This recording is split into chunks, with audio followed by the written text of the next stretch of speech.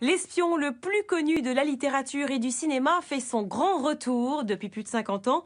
James Bond dézingue les méchants et séduit les femmes avec la même élégance. Son nom est aussi connu que son matricule. 007 en 3 questions, c'est tout de suite dans Grand Public. En quelle année est né James Bond? Allez, on va dire 62. Avant. 52. Après. 1953. 1953, bonne réponse. Cette année-là, Ian Fleming donne naissance à l'agent 007 dans un livre intitulé Casino Royale. Mais pourquoi Fleming décide-t-il d'écrire les aventures d'un espion? Il a baigné dans l'espionnage.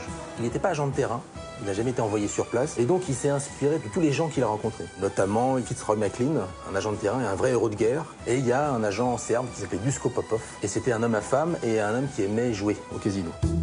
Qui a incarné James Bond au cinéma? Sean Connery. Roger Moore. Pierce Brosnan. Timothy Dalton. Récemment, David. Daniel. Je suis venu pour vous tuer. Waouh.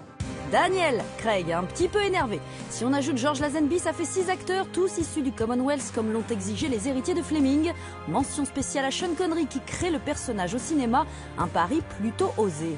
Quand il tourne la première scène au casino où il doit dire « je m'appelle Bond, James Bond », il sait pas le faire. Action, je m'appelle Bond, Sean Bond. Pardon. Alors, je m'appelle Connery, James Connery. Ah oui, non, c'est pas ça. Et il arrive pas à se mettre dans la peau du personnage. Tout le monde se regarde et dit mais peut-être qu'on s'est gouré, peut-être que c'est pas le bon gars. Qui est la première James Bond girl française? Ah non, c'est pas ma génération ça. Elle est brune, elle est superbe. Catherine Deneuve, non. Non, c'était Claudine Auger dans Opération Tonnerre. 15 actrices françaises ont croisé la route du plus sexy des espions de Sa Majesté, comme Sophie Marceau, Léa Seydoux dans le dernier opus ou Carole Bouquet dans Rien que pour vos yeux. Je crois qu'elle n'a pas tellement apprécié, elle venait plutôt d'un cinéma un peu d'auteur, elle a joué avec Buñuel, donc c'est vrai qu'elle se retrouve dans un film où il n'y a pas grand chose à faire en réalité, il faut attendre des heures, que les effets spéciaux soient au point, etc. Mais en fait, forcément, c'est un des rôles qui je pense, a marqué le public. Spectre, le nouvel épisode de la série James Bond sort le 11 novembre. Vous pouvez également vous plonger dans le petit livre de James Bond de Philippe Lombard, publié chez First. France 2 propose également de revoir Skyfall le 8 novembre à 20h55. Et vous pouvez retrouver les 17 premiers films de la saga sur la chaîne éphémère et gratuite 100% James Bond.